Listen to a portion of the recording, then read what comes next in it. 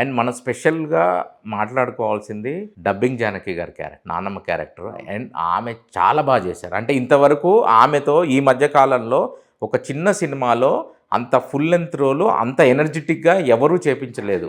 అదొక సాహసమనే చెప్పాలా వాస్తవంగా. సెట్లో ఆవిడ అందరికన్నా ఎనర్జెటిక్ ఉంది. అయ్యో, ఆ వయసులో నాకు ఆ కాంబినేషన్ పడలేదు. మా అందరికంటే ఎనర్జెటిక్ ఉంది. నైస్ అన్న, అసలు ఆమె ఎంత బాగా చేశారంటే తెలంగాణ యాసలో కూడా తను మీరు డబ్బింగ్ చెప్పారు, గ్రేట్ అసలు. ఆవిడ తెలంగాణ యాక్సెంట్ కూడా చాలా పర్ఫెక్ట్ గా మాట్లాడింది. నిజంగా ఏంటి అంటే సీనియర్ అంటే వాళ్ళు ఇప్పుడు ఎన్టీఆర్ గారితో యాక్ట్ చేసిన డబ్బింగ్ జానకి గారు. సో వాళ్ళకు అది పెద్ద సమస్య కాదు.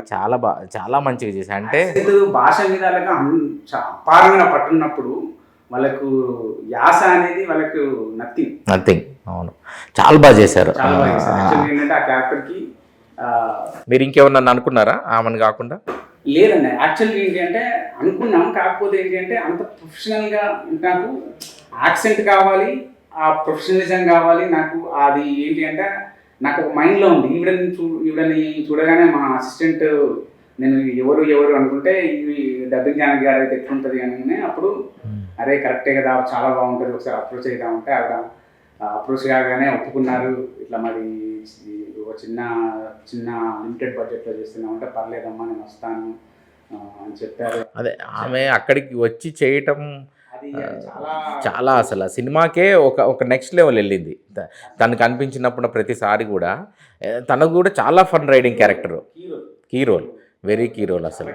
అంటే ఈవెన్ సెకండ్ హాఫ్లో ఆమెకి జరిగే ఇన్సిడెంట్ కూడా అస్సలు ఎక్స్పెక్ట్ చేయం. ఇప్పుడు హీరో ఇప్పుడు ఎంటైర్ క్యారెక్టర్స్లో ఎంటైర్ సినిమాలో ఏంటి అంటే తనకున్న హీరో పరిధిలో వాడు ఇద్దరినే ప్రేమిస్తాడు, అమ్మాయిని ప్లస్ వాళ్ళ నానమ్మని. అవును, సో ఆ పాయింట్ కూడా ఉంటుంది కదన్న. లాస్ట్ మూమెంట్లో నాకు నచ్చిన ఇద్దరు కూడా ఇప్పుడు వాడు ఎంతగానో ప్రేమించిన వాళ్ళిద్దరిని కోల్పోయినప్పుడు అన్న పాయింట్ కూడా ఉంటుంది అన్న. Coming to hero Sai Teja చాలా బాగా చేశాడన్న.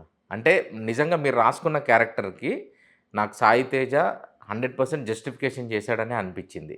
అంటే నిజంగా ఆ దుబాయ్ వెళ్ళే ఆశ నిజంగా ఆ ఊర్లో కుర్రోడ్లానే ఉన్నాడు. ఎలా మన మూవీలోకి తన ఎంట్రీ ఎలా వచ్చింది? యాక్చువల్గా సాయి తేజ అంతకుముందు పిల్లప్ లేగడం. అవును, చూశాను నేను. చాలా యూత్లో చాలా హిట్ అయింది.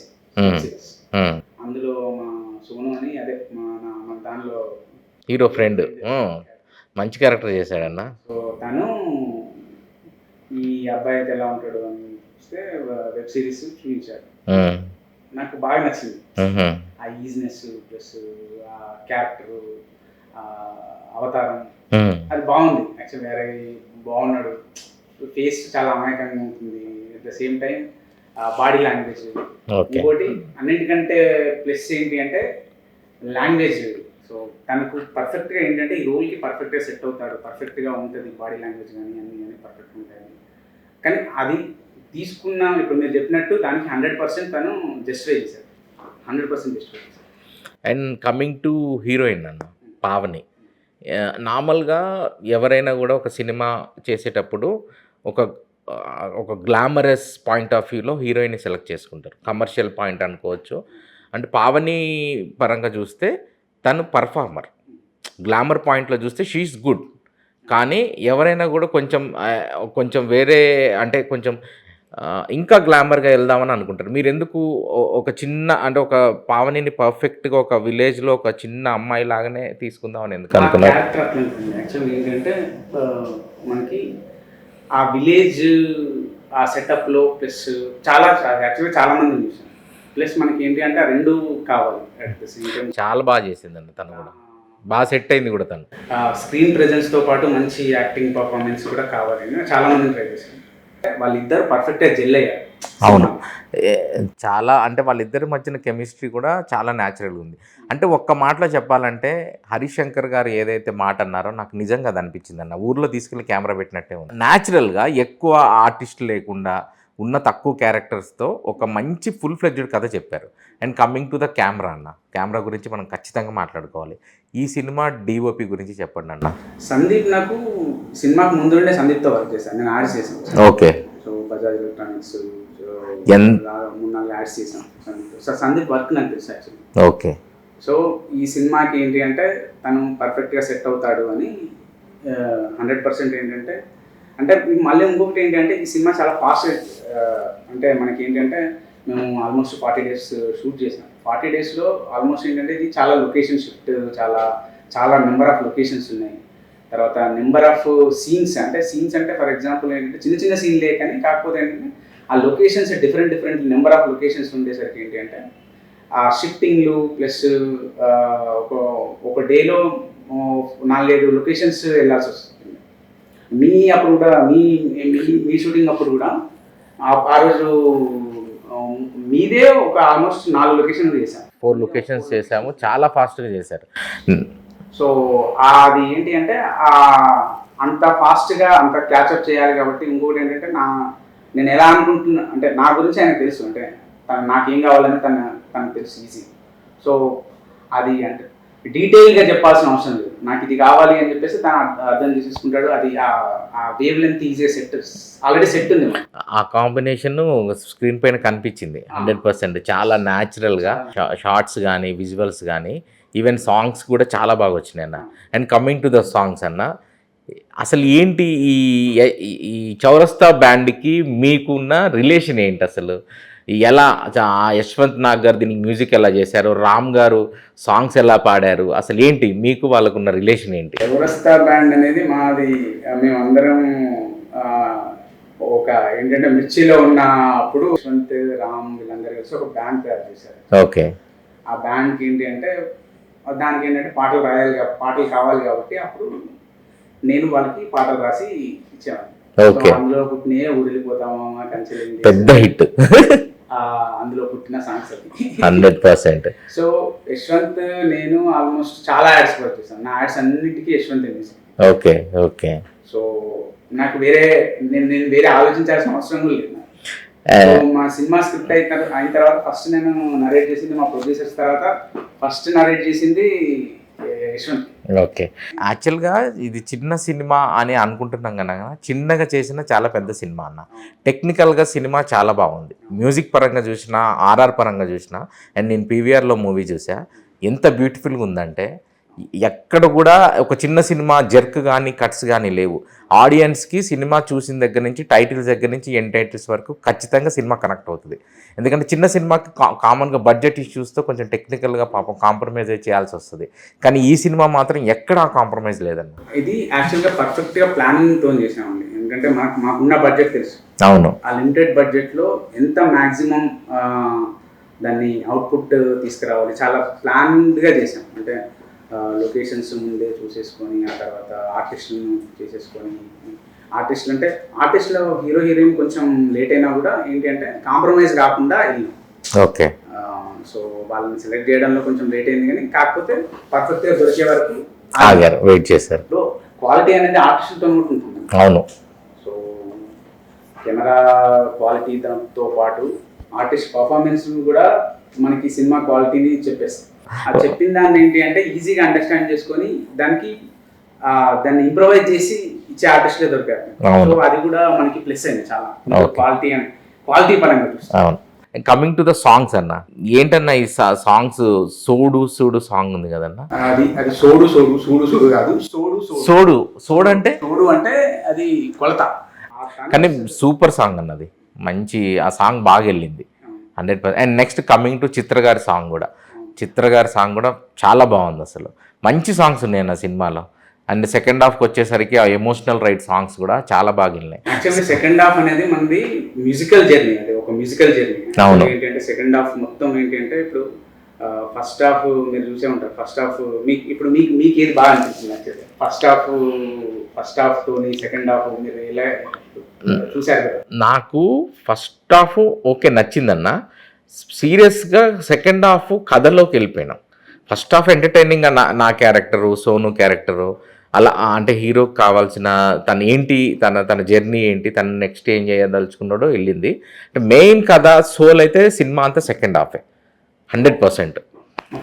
సెకండ్ హాఫ్ ఏంటి అంటే అది ఒక మంచి మ్యూజికల్ జర్నీ. సెకండ్ హాఫ్లో మనకి ఏంటి అంటే అదొక కథని మనం మ్యూజిక్తో చెప్తాం. సో ఇది ఒక కొత్త ఎక్స్పెరిమెంటే అనుకోవచ్చు యాక్చువల్గా. Okay. మనకి లాస్ట్ ఆల్మోస్ట్ సెకండ్ హాఫ్ లో ఒక 20-25 మినిట్స్ మీరు సాంగ్సే వింటారు. అవును, సాంగ్స్ మీద వెళ్తుంది. అది సినిమాని కూడా ఒక నెక్స్ట్ లెవెల్కి తీసుకెళ్ళింది అన్న. అది యాక్సెప్ట్ చేస్తాను నేను కూడా. అంటే థియేటర్లో అబ్జర్వ్ చేశా నేను సినిమా చూసేటప్పుడు కూడా. అంటే ఎలా రియాక్ట్ అవుతున్నారు ఏంటి, చాలా సైలెంట్గా అబ్జర్వ్ చేస్తున్నారు. అండ్ మనకి వచ్చిన యూత్ కూడా కొంతమంది, చాలా మంది ఆ సాంగ్ వచ్చినప్పుడు ఆటోమేటిక్గా ఒక జోష్ వస్తుంది కదా, అది రియాక్ట్ అయ్యారు. సాంగ్స్ అసలు మామూలుగా ఇప్పటిదాకా విన్న సాంగ్ కన్నా థియేటర్ లో చూసిన తర్వాత సాంగ్స్ వాళ్ళకి ఇంకా బాగా నచ్చేది. అవును, అదే అంటున్నా నేను ఇంకా బాగా నచ్చేది సాంగ్స్ అన్న. అదే ఇప్పుడు సెకండ్ హాఫ్ గురించి మనం మాట్లాడుతున్నాం కదన్న. సెకండ్ హాఫ్లో మెయిన్ కథ అనేది ఎంటర్ అయిందన్న. ఇక్కడ చూస్తే సెకండ్ హాఫ్లో చాలా పాయింట్స్ మీరు సీరియస్గా టచ్ చేశారు. అంటే కమింగ్ టు ద పోస్టర్స్లో చూసినా, ట్రైలర్లో చూసినా, హీరో గవర్నమెంట్ ఆఫీస్ చుట్టూ తిరుగుతూ ఉంటాడు to cell some is property.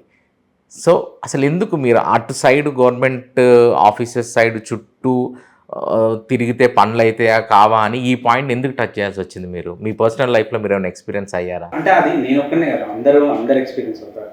So అది గవర్నమెంట్ ఆఫీస్ల గురించి అని కాదు, కానీ ఏంటంటే ఒక సిస్టమ్, ఓకే, సిస్టమ్ ఎలా వర్క్ చేస్తుంది అనేది చూపించాం. ఓకే, గవర్నమెంట్ ఆఫీసులు పర్టికులర్గా ఇది అని కాకుండా ఒక సిస్టమ్, అంటే మీరు ఏదన్నా ఒక సిస్టంలో మీకు సిస్టమ్ నుండి ఏదైనా కావాలనుకున్నప్పుడు ఆ సిస్టంలో ఎలా వర్క్ జరుగుతుంది ఓకే అనేది ఏంటి అంటే, అది కూడా ఏంటంటే ఒక సెటైరికల్ గా ఒక మ్యూజికల్ వేలో చూపించాం.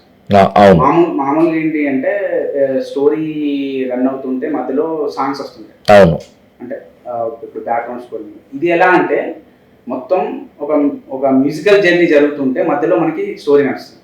అవును, ఇంట్రెస్టింగ్ ఉందన్నది ఆ ఎక్సామ్ మీరు అన్నది కూడా ఎక్స్పెరిమెంటే అనుకోవచ్చు. యాక్చువల్లీ చెప్పాలంటే అది చాలా మంది ఏంటంటే అది చాలా చూసిన తర్వాత కూడా ఏంటంటే చాలా మంది ఫస్ట్ అనుకున్నాం ఇది వర్కౌట్ అవుతుందా అని, కానీ కాకపోతే చాలా బాగా వర్కౌట్ లేదు, బాగుంది, చాలా బాగుంది.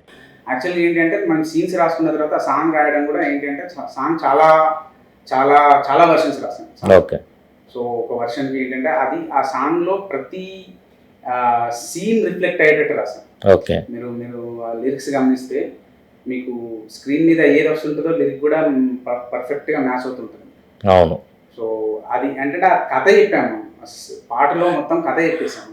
పాటనే కాదన్న, ప్రతి డైలాగ్లో కూడా ప్రతి క్యారెక్టర్కి ఒక డైలాగు. మీరు అన్నట్టు స్టార్టింగ్లో హీరో క్యారెక్టర్ నన్ను చూడు, కళ్ళు పెద్దగా చేసుకొని చూడు, మైండ్లో ఫిక్స్ అవ్వు అంటే తనతో రిపీటెడ్గా చెప్పటం కూడా తనకున్న కాన్ఫిడెన్స్ నేను ఇది చేస్తా అని. ఈవెన్ మిర్చి కిరణ్ గారి క్యారెక్టర్ గురించి మాట్లాడుకోవాలన్న. అసలు ఎలా మిర్చి కిరణ్ అన్న ఒక కమెడియన్ కంప్లీట్గా తనని ఇంత సీరియస్ రోల్లో అనుకోవాలని ఎలా అనిపించింది మీకు? సీరియస్ రోల్ అనుకోలేదండి, ఇందులో కూడా సీరియస్ రోల్ కాదు యాక్చువల్లీ. కాకపోతే నెగిటివ్ షేడ్ ఉన్న రోల్, ఆ నెగిటివ్ షేడ్ ఉన్న రోల్ కూడా ఇంతకుముందు ఎప్పుడు చేయలేదు, మొత్తం ఉంది అనిపిస్తుంది. ఎందుకంటే మిర్చి కిరణ్ నేను కలిసి వర్క్ చేశాను కాబట్టి నాకు తెలుసు దాని గురించి. ఓకే. తను ఏం చేయగలుగుతాడు అనేది నాకు 100% బాగా తెలుసు. సో అప్పుడు నేను అప్పుడప్పుడు అంతకుముందే నేను సినిమా చేస్తే నేను విలన్ చేస్తాను. తన రిపీటెడ్ డైలాగ్ కూడా చాలా బాగుందన్న. నా అంత తాహత లేదు. అది ప్రతి ఒక్కరికి ఒక వాళ్ళ క్యారెక్టరైజేషన్ చేసే డైలాగ్ ఒకటి ఉందన్న. So that's it. అదొక్కటి అసలు ఏంటి మీరు ఎంత డీటెయిల్గా రాసుకుంటున్న దానికి ఒక నిదర్శనం. ప్రతి ఒక్క క్యారెక్టర్కి ఒక రిపీట్, ఒక క్యారెక్టర్కి ఒక్కొక్క డైలాగ్ ఉంటుందండి. ఫర్ ఎగ్జాంపుల్ ఇప్పుడు హీరోయిన్ క్యారెక్టర్ని రిప్రజెంట్ చేసే ఒక డైలాగ్, హీరో క్యారెక్టర్ని రిప్రజెంట్ చేసేది నానమ్మ క్యారెక్టర్కి హీరో ద్వారా ఇప్పించాను. ఏంటంటే వాకింగ్ స్టిక్ పట్టుకునే వయసులో సెల్ఫీ స్టిక్ పట్టుకునే తనది కూడా బాగా ఎంజాయ్ చేశారు ఆడియన్స్. సో అట్లా ఒక్కో క్యారెక్టర్కి ఒక్కో సింగిల్ డైలాగ్తోనే ఆ క్యారెక్టరైజేషన్ డిఫైన్ చేసుకొని రాసుకున్నాం. మిర్చి కిరణ్ అన్నది కూడా నాకు పర్సనల్గా క్లైమాక్స్లో హీరోతో ఆ ఇంటరాక్షన్ ఉంటుంది కదన్న, ఆ డైలాగ్ ఎంత బాగుందంటే బలం పైసలు బలం కావాలి, సూపర్ అన్న. అసలు నిజంగా చాలా నాకు ఎందుకో చాలా ఆ టైమింగ్లో భలే కనెక్ట్ అయిందన్న. అంటే అంత సింపుల్గా ఇప్పుడు అంత పెద్ద కన్వర్జేషన్ని ఒక యాక్షన్ పార్ట్ని ఒక చిన్న డైలాగ్లో చెప్పడం అన్నది అంత ఈజీ కాదు. యాక్చువల్గా ఆ డైలాగ్ రాసింది మిర్చి కిరణ్ గారే. అవునా? Super. Coming to the cinema climax అన్న, సినిమా అంతా ఒక ఎత్తు అయితే 100% క్లైమాక్స్ ఒక ఎత్తు అండి. సో మీరు ఫస్ట్ కథ రాసుకున్నప్పుడే ఆ క్లైమాక్స్ అనుకున్నారా, లేకపోతే క్లైమాక్స్ అనుకొని కథ రాశారా? లేదు, యాక్చువల్గా ఏంటంటే కథ అనుకున్నప్పుడే, అంటే ఒక పాయింట్ అనుకున్నప్పుడే ఇలా ఇలా ఇలా అనుకున్నప్పుడే క్లైమాక్స్ కూడా అనుకున్నాం. Okay sir. అప్పుడే క్లైమాక్స్ వచ్చేసింది. కానీ 100% ఆ క్లైమాక్స్ జస్టిఫికేషన్ అన్న. 100%. అంటే ఇది అందరికీ జస్టిఫికేషన్. ఓకే. అంటే హీరో అన్ని రోజులు పడ్డ కష్టానికి, సో హీరోయిన్ పాయింట్ ఆఫ్ వ్యూలో హీరోయిన్ నేచర్ని ప్రేమించే అమ్మాయి, ఊళ్ళో ఉండాలనుకునే అమ్మాయికి ఆ హీరోయిన్ పాయింట్ ఆఫ్ వ్యూలో జస్టిఫికేషన్ లేదన్న. సినిమా మీరు ఏదైతే స్టార్టింగ్ చేశారో, అంటే ఫస్ట్ హాఫ్ అంతా కూడా చాలా ఎంటర్టైనింగ్గా hero characterization and coming to the hero friend characterization Sonu, తను కూడా చాలా బాగా చేశాడన్న. నాకు మంచి కనెక్టింగ్ అనిపించింది. తను ఏంటన్నా చాలా బాగా చేశాడు.